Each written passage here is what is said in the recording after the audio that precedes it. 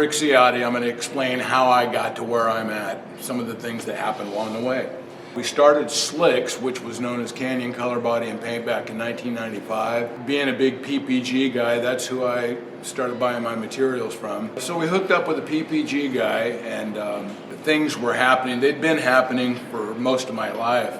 You never knew why one paint job would come out good and then the next one or two would not come out quite so good. I didn't understand what was going on. Their answer to everything was to just, well, here, next time try this, and let's see how that works out, and yada, yada, yada.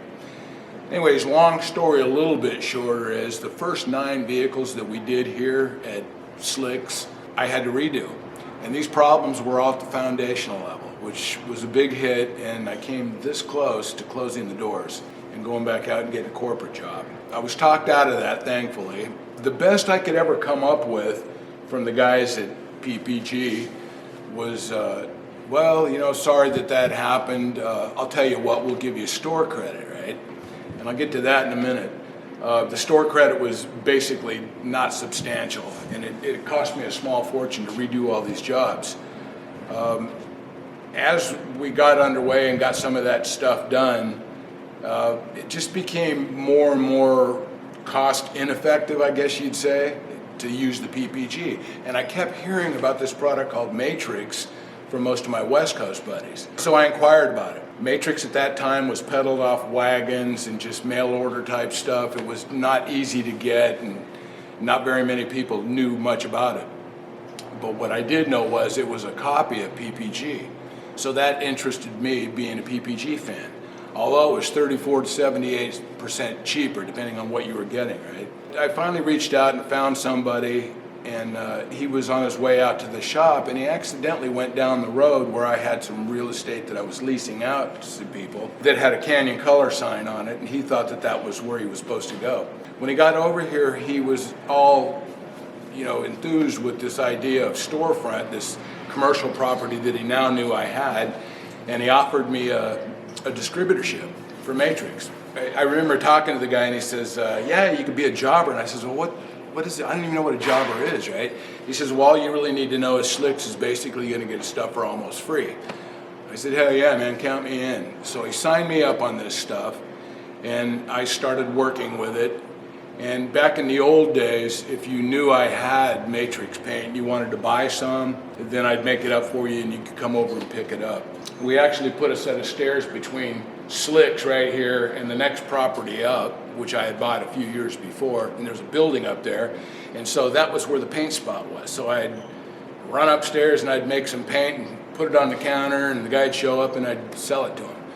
And until one of those deals would go down, I was in that paint booth all the time. I painted every car that went through Slix for 17 years. And so that's why I wasn't too eager to be a full-blown jobber. What I started noticing the more and more that I got into it, and oh, by the way, let me back up a little bit. Eventually the paint spot did get a professional face put on it. That was 17 years into this whole deal. My son was old enough and good enough where he took over the painting at Slix, and I did move the paint spot, that's the name of that business, down to where the other location was I was talking about. So it got a real professional face on it at that point.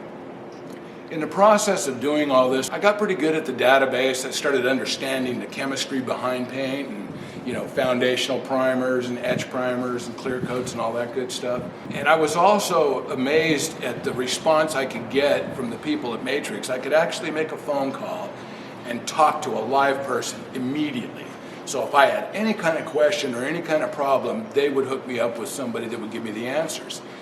And that was foreign to me, because at this level in the body shop, in all the years that I had to shop out in California, we were far removed from that. So the first 9 cars that I had to redo, I would get suits and ties out here from PPG at best, and they would recite the policies and procedures manual from cover to cover, but never give me a real answer as to why they blew up in my face. Now I was exposed to the people that knew the answers. So I started getting really good really quick, and I had all this stuff at my disposal up there, so I started experimenting with stuff. In the process, I came up with some products that you can only buy at the paint spot, and it was only because I had what it took and I could think outside the box.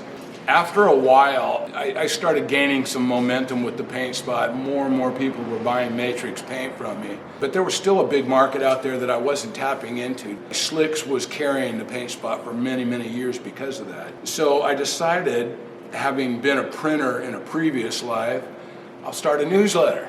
And I've printed lots of them for other companies and stuff, so I figured, well, that's a no-brainer. I'll just do a newsletter.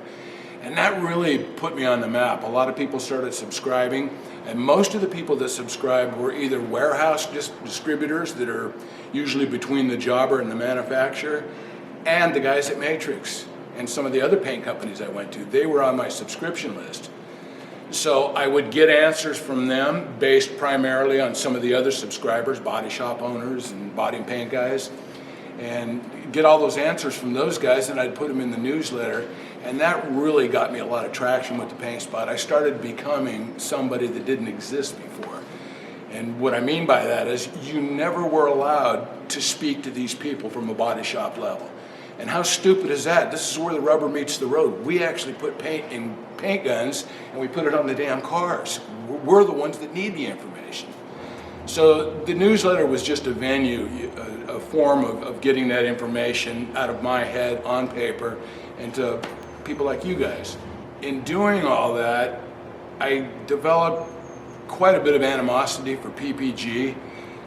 Once I got exposed to the Matrix thing, I understood that you could turn a single stage into a base coat or vice versa, and I knew the difference between interior paints and all this different stuff. Now that was easily done on a Matrix system, but it was impossible, quote unquote, according to PPG.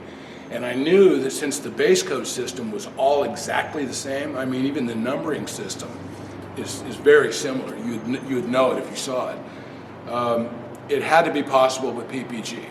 The big difference being Kent Gardner, who was the founder of Matrix, he dared to go up against PPG. PPG had no patents on any of this stuff, so it was doable. Once that information got into my head, that's what really gave me the hard on for PPG. I was getting ripped off from those guys for years and years and years, and I was a loyal customer, so I can imagine how most people got treated. So I really decided to set the record straight. I put Matrix probably on the map. Matter of fact, if you Google my name and Matrix, you'll probably find out that I am the national authority on the subject. Even though the company's kind of a fraction of what it once was through acquisition, it kind of doesn't even really exist anymore. And that's a damn shame. But that's how I got answers to all the questions. That's how I straightened out those 9 remaining cars that we did. And that's how I've been able to go forward with all this stuff, regardless if it's got a Matrix name on it now or not. I learned a lot, and I've always been into giving back, and that's what I'm doing right now with you guys. I'm gonna kind of wrap it up by saying what you can expect to get out of listening to me. It's going to be very opinionated. I've been accused of being arrogant and some of those things. I don't think I'm that way, but then again, most people would say that about themselves. I've just got to stop the BS that's out there. I mean, best case scenario at the Paint Spot, somebody comes in that's never done body and paint, they've got an old car or some kind of car and they want to pull it off themselves. Those are my favorite customers. I don't want to sell something to somebody that would blow up in their face. I won't allow that to happen. So if you come into the Paint Spot, there's a lot of Q&A. And I'm usually dictating and running that whole show, right? They don't even know the questions most of the time. So I don't want to sell something to somebody that doesn't work and work well for them. I want them to talk good about me. I want the experience dealing with Rick or the Paint Spot to be the best it can possibly be, right? To do that, you have to be a little bit opinionated. You have to come off as arrogant. God forbid you go on to YouTube or some other platform because you want to pull something off, and if you know nothing about it, how do you know if you're getting good information from bad? You don't. So I am opinionated. I know what works. There's nothing for sale at the Paint Spot that I haven't personally used and don't continue to use. Lots of people approach me with lots of products. They're just not all for sale at the Paint Spot because a lot of them don't work. So I'm going to give it to you straight. I'm going to make damn sure that if this is your first rattle out of the box, it comes out every bit as good as if I did it, okay? That's what you can expect from me. Thank you.